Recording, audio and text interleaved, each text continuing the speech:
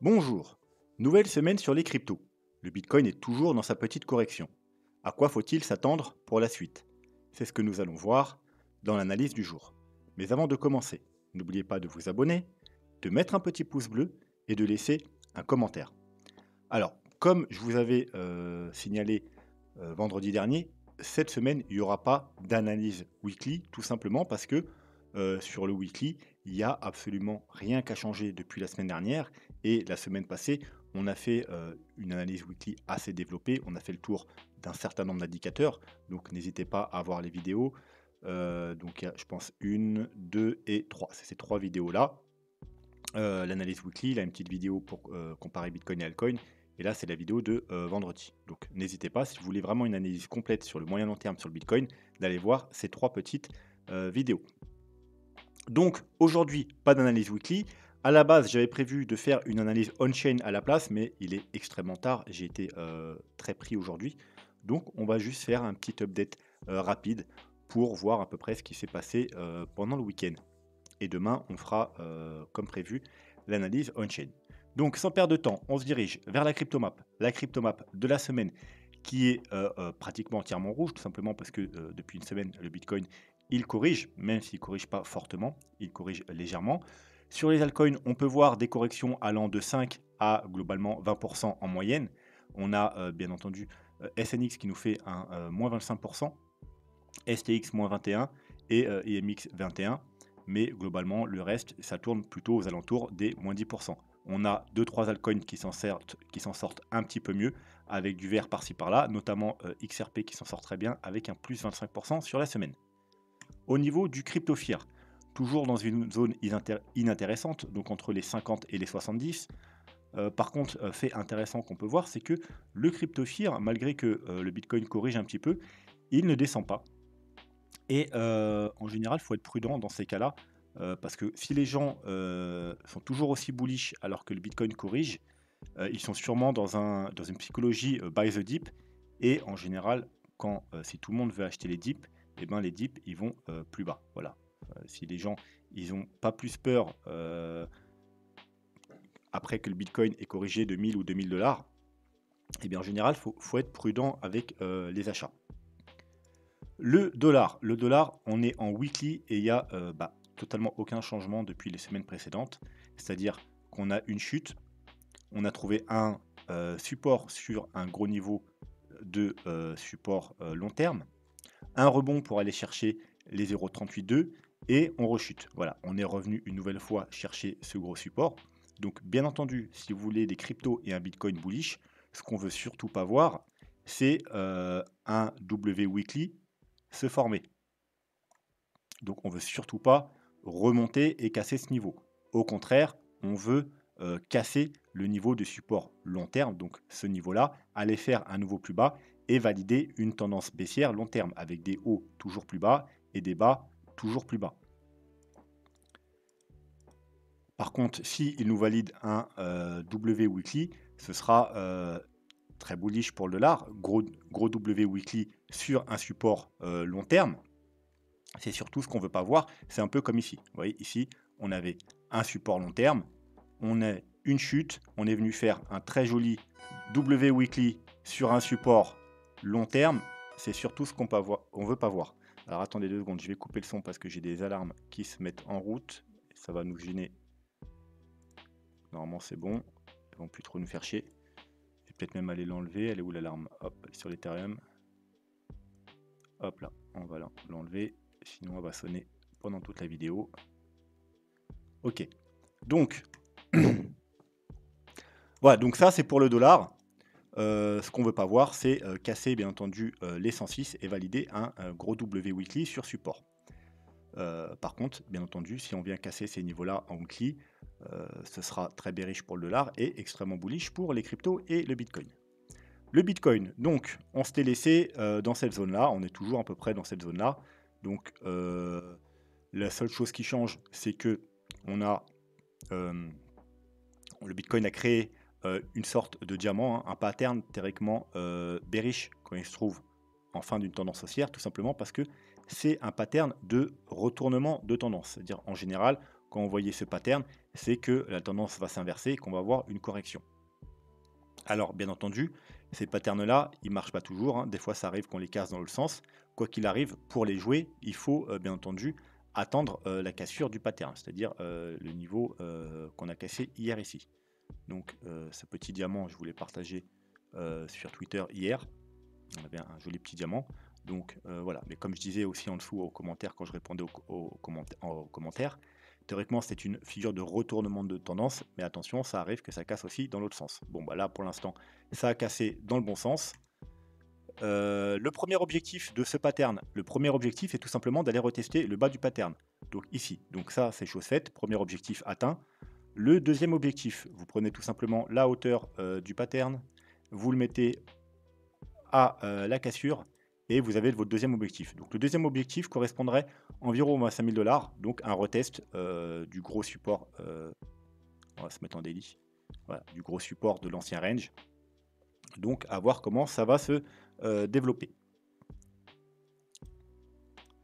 Bien entendu, hop, je vais enlever le pattern maintenant juste comme ça, on va repasser en 4 heures. Hein.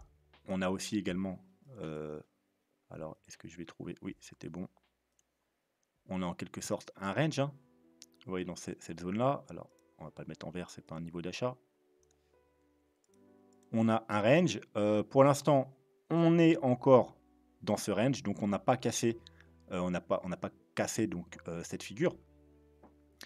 Et on est venu faire une petite mèche en dessous, donc petite prise pour prendre la liquidité qui traînait. On est vraiment venu en dessous tous les niveaux, même de celui-ci, vous voyez. Alors c'est très léger, mais voilà. Donc, potentiel bottom, hein, puisqu'on est sur un support. On a fait une petite mèche pour venir prendre peut-être la liquidité ici, mais j'aurais préféré voir quand même une plus grosse mèche, hein, parce que là elle est vraiment très légère. Quoi qu'il en soit, on est toujours dans le bas du range. Sur un bas de range, on recherche plus des achats que de la vente.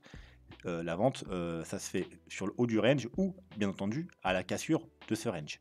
Voilà. Mais techniquement, si on prend en compte ce range, là, on est plutôt dans une zone d'achat pour viser, bien entendu, le haut du range. Donc, quoi qu'il en soit, on va regarder autre chose rapidement, parce qu'on n'a pas regardé ce graphique depuis un certain temps. C'est mensuel sur Bitfinex, et vous trouverez ce graphique exclusivement sur Bitfinex. Donc, on a une trendline long terme en mensuel. Et comme vous pouvez voir, le mois dernier, on a essayé de récupérer cette trendline, donc trendline haussière qui faisait support, qu'on a cassé légèrement quand on est venu chercher les 15 000 $. Le mois dernier, on a clôturé pile sur cette trendline, et ce mois-ci, on est en train d'essayer de la casser à la hausse. Donc le mois n'est pas terminé, mais ça se termine dans peu de jours. Donc techniquement, à moins d'une grosse chute, on va repasser au-dessus de cette trendline long terme. Donc c'est plutôt très, très bon signe, hein, un très gros niveau de support et de résistance du coup. Pour l'instant, il joue le rôle de résistance, mais une fois qu'on sera au-dessus, il jouera le rôle de support. Et reprendre un gros support qui a été cassé, c'est toujours très bon signe. On reviendra dans la tendance haussière long terme. Hop, alors là, toujours sur le Bitcoin, les plans Elliott Wave. Donc il y en a deux, ils n'ont pas changé. On va passer en daily déjà pour voir un peu plus clair. On va enlever ça pour l'instant. Voilà, donc on a toujours, premier plan, on a fait une première vague haussière, une, 2. Là, on est dans la 3. Ensuite, on aura 4, 5. Bien entendu, on doit décompter également 5 sous-vagues dans chaque grande vague. Donc là, je les ai mis en bleu. On a théoriquement fini, alors maintenant c'est quasiment sûr qu'on a fini la première vague haussière ici et qu'on est dans une vague 2. Donc, toujours aussi mettre un RSI pour vérifier si on a la même chose sur le RSI. Vous voyez, sur le RSI, on a la même chose. Une vague 1, une vague 2. Vague 2, vous voyez, qui est commencée depuis un certain temps sur le RSI. Voilà, ici, depuis à peu près ce niveau-là. C'est pour ça que j'ai mis la fin de la vague 1 ici. Alors certes, on est venu faire des légers plus hauts, mais je pense que la correction se fait dans une sorte de flat, donc c'est normal qu'on est venu faire des légers plus hauts, mais que le mouvement correctif, il a bien commencé depuis plus d'une semaine maintenant. Donc théoriquement,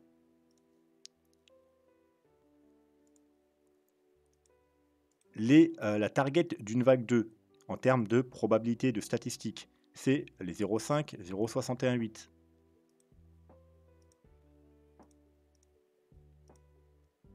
Mais il faudra quand même surveiller, les targets, avant, tout simplement parce que, vous voyez la correction elle traîne, comme je vous ai dit, ça ressemble un peu à une correction horizontale, vu qu'elle se fait plus, sur la durée que sur la profondeur, donc sur le prix.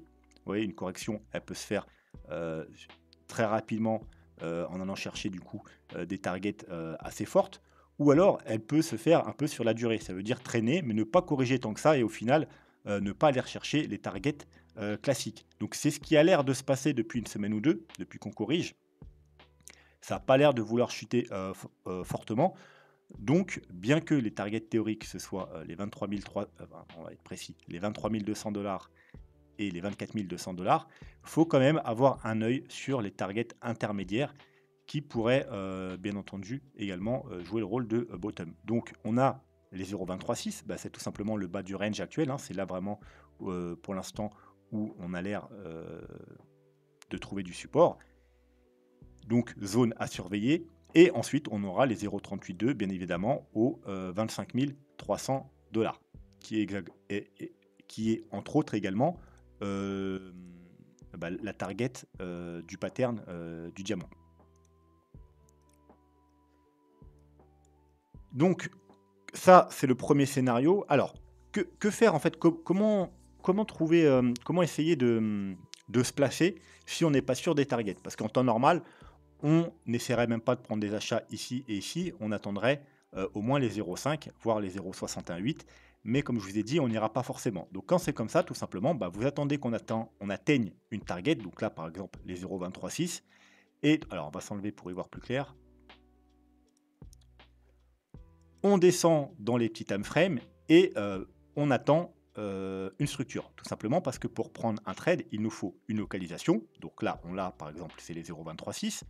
Ensuite, il nous faut une structure du prix et une confirmation indicateur. Que ce soit un RSI, un MACD, tout autre indicateur, Ichimoku, peu importe, un indicateur de momentum, des divergences, et cetera. Donc, vous descendez dans les petits time frames. S'il y a rien, par exemple, alors les plus agressifs, vous descendrez encore plus. Plus vous êtes agressif, plus vous allez descendre dans des petits time frames.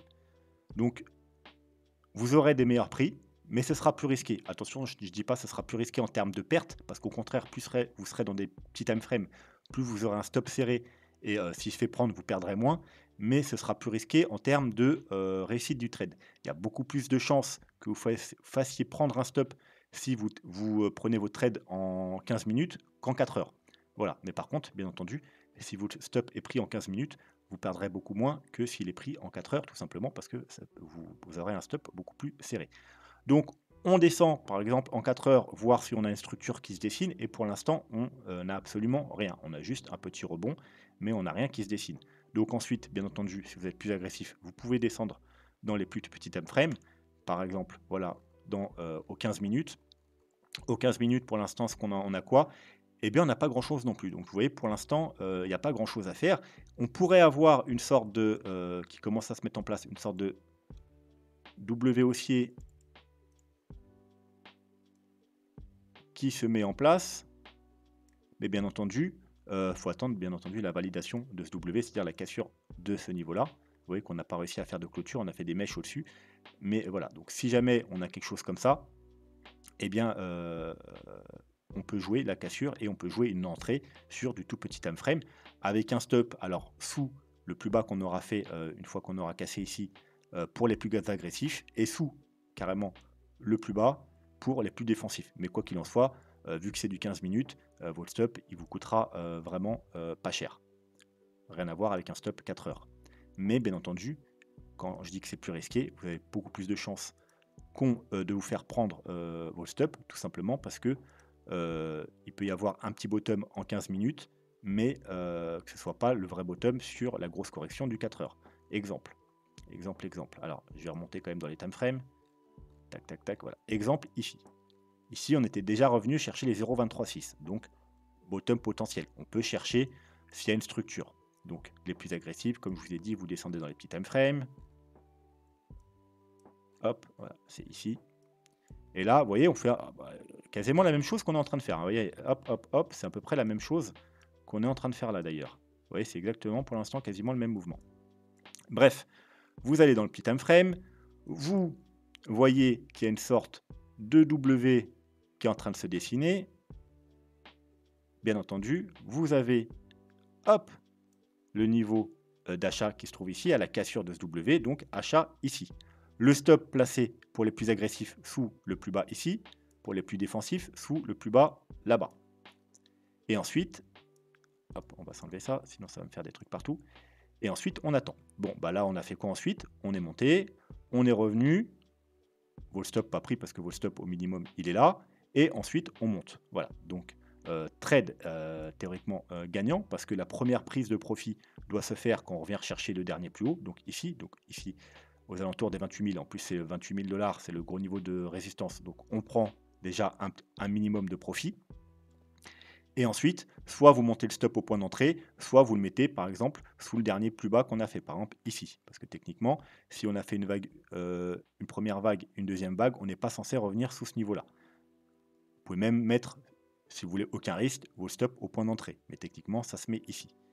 Voilà, donc stop placé ici, première prise de profit effectuée, et on attend. Bon, bah là, vous voyez que on avait bien un bottom 15 minutes, donc un bon trade qui s'est bien déroulé.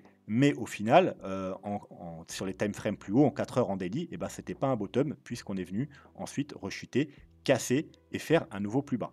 Voilà. Donc c'est comme ça que vous devez travailler quand vous cherchez un point d'achat sur un niveau. Donc le niveau, c'est juste une des conditions pour prendre un trade, la localisation. Donc là, on est les 0,236, ensuite on aura les 0,382, puis ensuite la zone technique théoriquement la plus probable. Et vous descendez dans les petits time frame, vous cherchez une structure et ensuite une confirmation d'indicateur. Donc là, on n'a pas été voir les confirmations d'indicateurs, mais voilà, vous avez compris comment vous devez travailler pour chercher des entrées sur des localisations.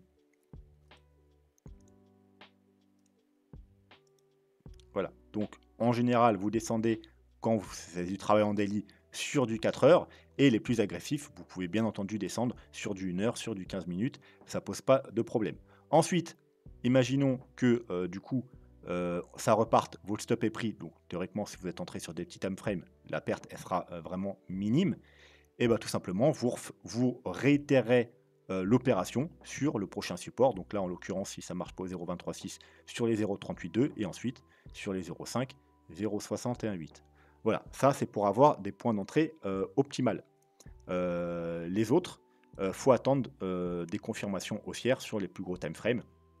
Tout simplement, ceux qui ne veulent pas prendre aucun risque, qui préfèrent attendre, vous attendez qu'on fasse un bottom sur du daily et qu'on ait une structure daily. Mais bien entendu, vous n'aurez pas des prix aussi intéressants. Vous choperez jamais le bottom ou les points d'entrée. Mais voilà, vous aurez des confirmations plus importantes et de moins de risques. Donc ça, c'était le premier scénario. Et on a notre deuxième scénario qui me semble bien se trouve ici. Voilà. Le deuxième scénario est, est celui-ci. On est toujours bullish, hein, j'ai pas le scénario bearish sur le long terme. Donc on a toujours trouvé un bottom ici. 1, 2, 3, 4, 5. On a toujours 5 vagues haussières en blanche. À la différence, c'est que la première vague haussière est pas terminée ou pratiquement, soit elle est terminée ici et on a déjà entamé la correction de 2, ou soit il manque un petit push.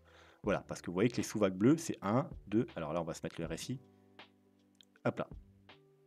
Donc une vague, vous voyez, 2 vagues, 3 vagues, une vague 4 en flat, A, B, C, et une dernière vague. Donc dernière vague, soit déjà terminée, donc on va s'enlever les sous-vagues, hop, donc soit déjà terminée, et hop, on est déjà là-dedans.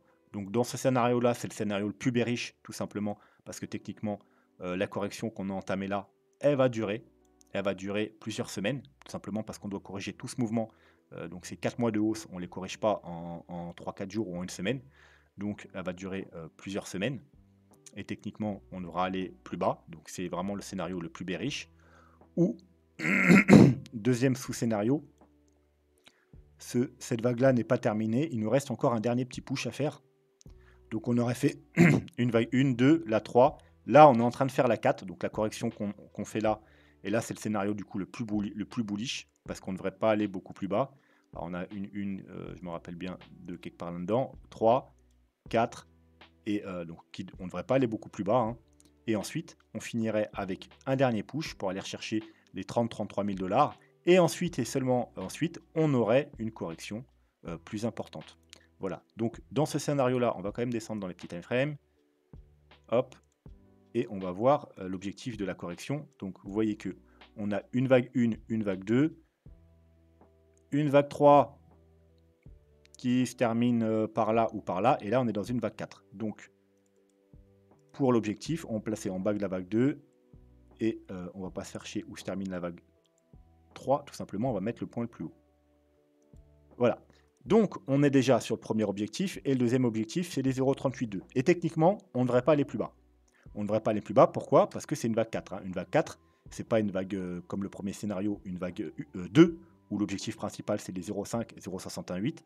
L'objectif principal d'une vague 4, c'est 0,382. Les vagues 4 faibles, elles peuvent s'arrêter au 0,236. Les vagues 4 fortes peuvent aller chercher les 0,5, voire dans de rares occasions les 0,618. Mais là, comme notre vague 2, alors on va aller voir tout de suite si elle est faible ou forte. Elle est forte, vu qu'elle dépasse les 0,618, vous voyez, elle va chercher les 0,786. Eh bien, on est censé avoir une vague 4 faible. Donc c'est ce qui a l'air de se mettre en place, vu qu'on vous dit on est dans un mouvement plus correctif sur la longueur que sur la profondeur. Donc si on est bien dans ce scénario, on devrait aller rechercher au maximum les 0,382, c'est-à-dire les 25 400, allez, 25 500 dollars. On ne devrait pas aller plus bas. Et on pourrait même potentiellement déjà avoir trouvé un bottom ici, mais pour l'instant, il n'y a rien qui l'indique, il n'y a pas encore de structure, hein, même en 4 heures, on n'a rien. On a vu que dans les petits time frames, il y avait peut-être quelque chose qui se dessinait, mais ce n'est pas encore validé. Il fallait casser les 27 200 dollars pour valider un retournement de structure, de tendance, en 15 minutes.